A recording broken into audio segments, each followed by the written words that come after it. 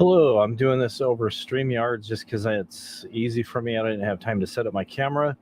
This is my entry into the contest, Not For Everyone, that's put on by Jeff over at jgyokohama.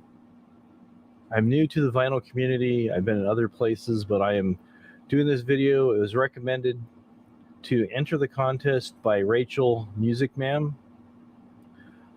So let's show some records. First thing that Jeff said he wanted to see were some not for everyone kind of records. So I went through some of the ones that I had, some of the ones I picked up recently, and I got these right behind me. I just recently started collecting records again. I got rid of my record player years ago, got rid of all my records, gave them away to friends and family members. But now I'm starting to get back into it, and it's fun collecting some of the stuff I used to have, some of the stuff I never had. I've got a lot of stuff on CD. I probably have, I lost count actually, about 9, maybe over 1,000 CDs. I get a lot of CDs.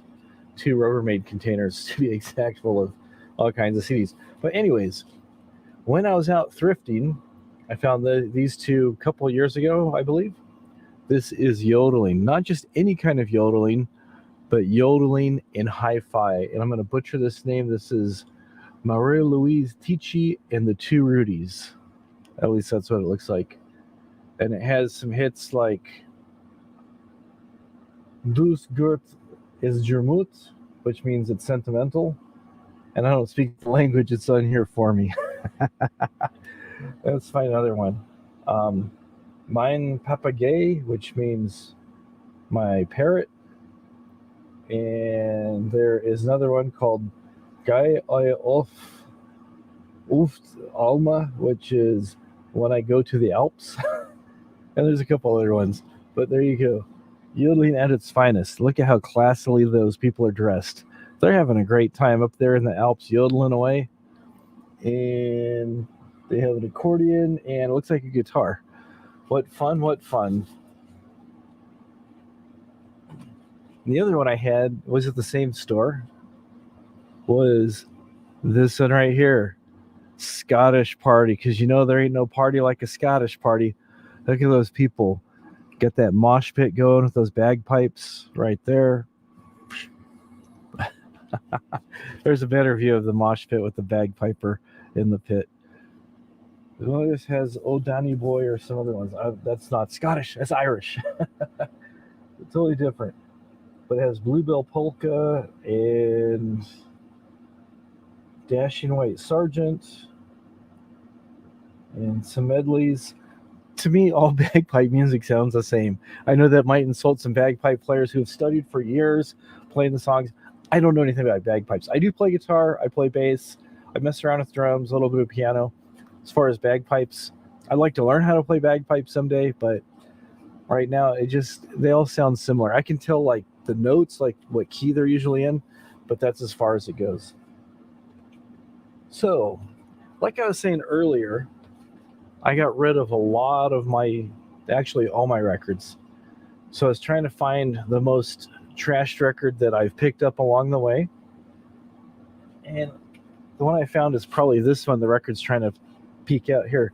This I got at a yard sale for $1. This is Moving Waves by a group called Focus. I believe they're Danish. And they have a song called Hocus Pocus. Most people go, what's that rock song with the yodeling in the middle? That's Hocus Pocus by Focus. But see, the glue has come apart on this thing, so it opens up like a book. Dust jacket's all coming apart. The record itself is in really good shape. It is on Sire Records. I mean, the cover's not too bad. It's just the glue's come undone over time. And the reason I bought it is because I wanted the yodeling Dutchman song, otherwise known as Hocus Pocus. And there's a bunch of other stuff. They have like organ and guitars and bass and drums and stuff. When does this come out? I want to say 72, 74, somewhere in that neighborhood. I'm probably way off.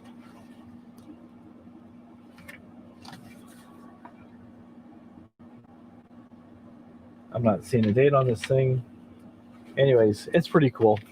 Check them out on YouTube. I'm sure they probably have some stuff up there.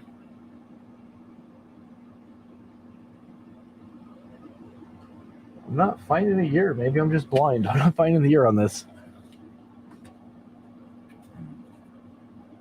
Another one, then this is kind of common. This is Plastic Ono Band. Yeah, that's right. Yoko Ono and John Lennon with a hit called Don't Worry, Mommy. Sorry, Don't Worry, Koyoko. Mommy's only looking for her hand in the snow. And she goes, Don't worry, don't worry, don't worry. You know, typical Yoko Ono stuff. Anyways, there's Blue Suede Shoes and a bunch of other songs on here. Give Peace a Chance. The record was okay. I bought it just kind of as a joke to antagonize some of the guys at work because we've already experienced Yoko Ono's Fly, and that went over well. We tried to do that with stuff. But it has the usual ring wear that a lot of them have, and the cover's kind of scratched. The record's trying to peek out. I'll probably have to put this in another case so I can protect its pristineness, I guess I should say. So those are probably the two thrashed. Okay, number 3, we talked about the not for everyone, records, most trashed. Get to number 3, most creative artwork. And I found this in a thrift store. This is an older Elton John, Captain Fantastic, and the Brown Dirt Cowboy. And I like it because it has just a lot of surrealistic type art, and I've always liked that kind of stuff where things are kind of not exactly what they seem, like fish wearing suits and buildings that look like buildings where people, or cars that are animals and stuff. Just stuff that's kind of took a lot of creativity to put together. I like that one. Another one, and this is, I believe this is probably a reissue of my favorite Jimi Hendrix album, Axis Bold as Love. I just like all the artwork on there and the cover and all the different faces of whatever deities those are supposed to be. You have Jim, of course, in the middle, and I'm probably going to butcher this. I believe that is Noel Redding over there, and I believe that's Mitch Mitchell. It kind of looks like pictures of Mitch Mitchell I remember seeing, and these are just like the different representations with the cobra and all the other stuff. And I like it because it actually folds way out, and I got to do this without dropping the record. But see, it like really opens up. That's pretty cool. That's like suitable for framing right there, folks. That's pretty awesome. So that's my 2 for creative artwork. Best finds while digging. I've got a bunch of CDs. So let me show you some of the ones that I found recently. Here is a Doc Martin compilation that has a bunch of 90s rock, some grunge on there, some other stuff. Usually B-sides. Lots of artists will put out different B-sides to put on a compilation like this. The Crow soundtrack, I got this for $2, I think. Yeah, $1.99 says right there. This has Stone Temple Pilots, 9 Inch Nails, The Cure, Rollins Band, Helmet, Pantera, the Jesus and Mary Chain. Just a nice mix of a little bit harder music. And then I found this, which I thought was really awesome. The Go-Go's double CD, Return to the Valley of the Go-Go's, and that says $16.99. I actually paid like $5 for this. And this is really cool because it has a lot of live recordings, stuff that was taped at rehearsals, stuff from live shows, some unreleased songs. Pretty cool. Another one that was a really cool find, I paid, I think, $2, maybe $3 for this. This is a group called Planet P.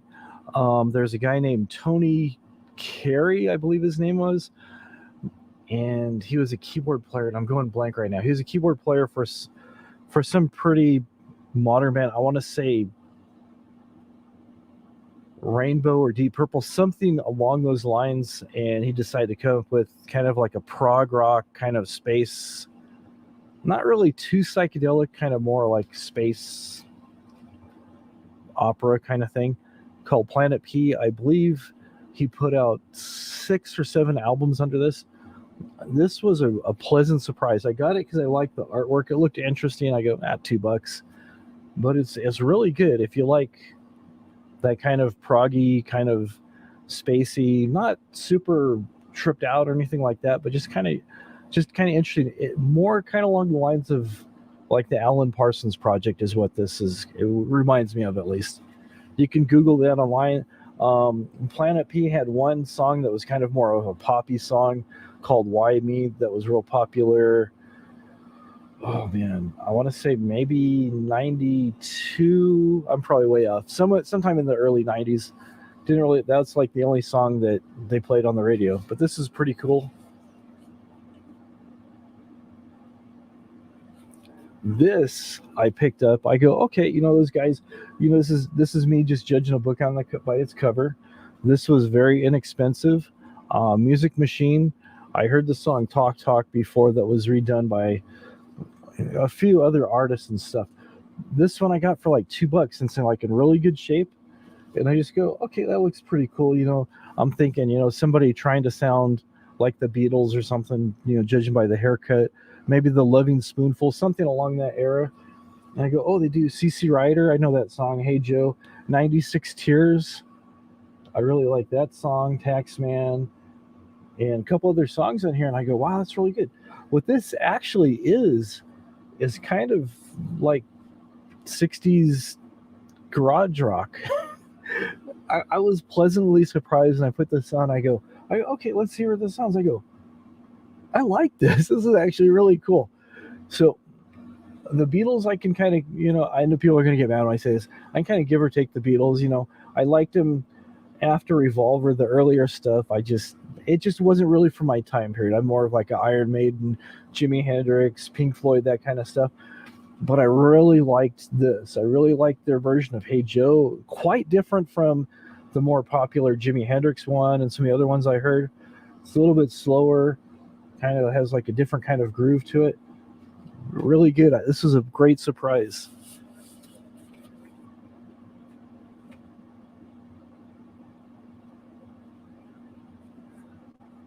And I found this when I was thrifting too. I had heard this song before, but I picked it up. This cost me, what's that sticker? Oh, that sticker says $4. This cost me like $1. This is Buffalo Gals, otherwise known as Buffalo Gals, put out by Malcolm McLaren and the Supreme Street Team or something, a world famous Supreme Team. Anyways, this is a takeoff the old classic Buffalo Gals, early hip hop. Funny story about this. When I put it on, it's a 12-inch record. Has a little tiny hole like your traditional 33 1/3. So me going, oh, okay, it's a 12-inch. Put on there, play a 33 1/3, and the thing was dragging really slow. I go, what happened? Did this thing get warped? What is going on? So I stopped it. I looked at the center, and it says 45. I felt really dumb. I go, oh man. So I changed the speed selector, put the needle on, got it all ready to go, got it playing, and then it was perfect. And then the other song on the other side, I don't remember what it was, but it's also a pretty good song too. But Buffalo Gals, good stuff. Anyways, I just want to make a quick video for that. This is my entry into jgyokohama. Jeff, I don't know his last name. I don't even know Jeff. I watched a few of his videos. Seems like a really cool guy.